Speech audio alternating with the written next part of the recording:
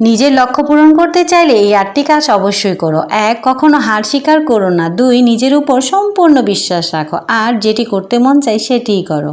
৪. দীর্ঘমেয়াদী লক্ষ্য নির্ধারণ করো। ৫. প্রতিদিন কঠোর পরিশ্রম করো। ৬. দরকারি কাজগুলো আগে সম্পূর্ণ করো।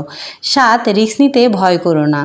৮. নিচু চিন্তাভাবনার মানুষ থেকে দূরে থাকো। হাই এভরিওয়ান, আসসালামু আলাইকুম। ঈদের পর যেহেতু আমরা আমাদের বাড়িতে এসেছি, তো আজকে একটি রেসিপি আপনাদের সাথে শেয়ার করব, সেটা হচ্ছে কাচ্চি বিরিয়ানি। আর কাচ্চি বিরিয়ানির জন্য মাংসটা কিভাবে আমরা মাখিয়েছি সেটাই আপনাদের সাথে শেয়ার করব। আজকে আমি কোনো রান্না করব না, আমি মাংস মাখাবো না। আমার ভাবি যেগুলা দিয়ে মাংস মাখানো হচ্ছে সেটাই আপনাদের সাথে শেয়ার করব। ভালো লাগলে অবশ্যই আমাদের পাশে থাকবেন।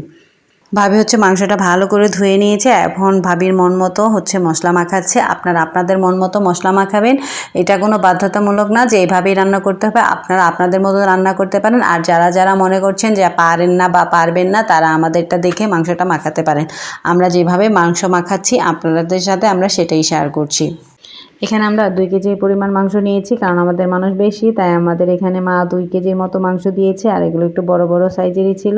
আর এখানে ভাবি একে একে সব মশলাগুলো দিয়ে এভাবে মাখিয়ে নিচ্ছে। এখানে দেওয়া হয়েছে লবণ, তারপরে দেওয়া হয়েছে সরিষার তেলও দেওয়া হয়েছে পরে, সেটা আপনাদেরকে দেখানো হয়নি। আর এখানে আদা বাটা, রসুন বাটা, সয়া সস, টমেটো সস সব দিয়ে একসাথে সুন্দর করে বেশি করে টক দই দিয়ে ভাবি এখানে মাখিয়ে নিয়েছে। মাংসটা যত মাখানো হবে মাংসের ভেতরে মশলাগুলো ঢুকবে এবং এটার টেস্ট অনেক দ্বিগুণ পরিমাণ বেড়ে যাবে, যার কারণে ভাবি অনেকক্ষণ এটাকে নেড়ে চেড়ে তারপরে মাখিয়ে রেখেছে। আর এটা আমরা অনেকক্ষণ মাখিয়ে রেখেছিলাম, রান্না করার প্রায় 1 ঘন্টা আগে আমরা এটাকে, যাতে মশলাগুলো ভিতরে ঢোকে। আর মাখানো শেষ হলে এর মধ্যে লেবু চিপড়িয়ে দেওয়া হবে এবং লেবু চিপড়িয়ে দেওয়ার পর এটা আবার মাখানো হবে। যত মাখাবেন ততই কাচ্চির টেস্ট বাড়বে। আমাদের কাছে এটাই মনে হয়। আপনাদের কাছে কার কেমন লেগেছে অবশ্যই জানাবেন, এবং আপনারা বাসায় ঈদের পর বাসায় যেয়ে কেমন ঘুরলেন, বাপের বাড়ি শ্বশুর বাড়ি যে যেখানে গিয়েছেন না কেন, কার কেমন লেগেছে সবাই আমাদের কমেন্টসে জানাবেন।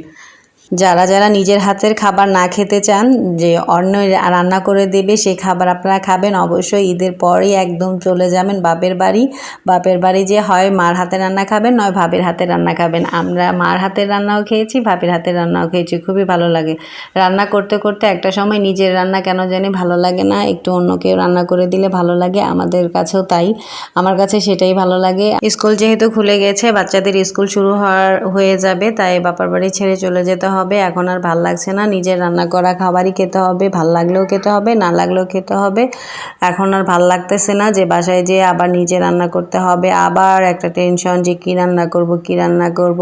এই কয়দিন তো ভালোই খেয়ে গেলাম, ভাইয়ের বাসা বলেন, বাবার বাড়ি বলেন, যেটাই বলেন না কেন, খুবই ভালো লাগলো, খুবই এনজয় করেছি, খুবই মজা করেছি। ঈদের খুশিটা কেন জানি বাবার বাড়ি আসলে বেড়েই যায়। এমনিতে কোনো ঈদ মনেই হয় না, কেন জানি বাবার বাড়ি আসলে ঈদটা বেশি ভালো লাগে।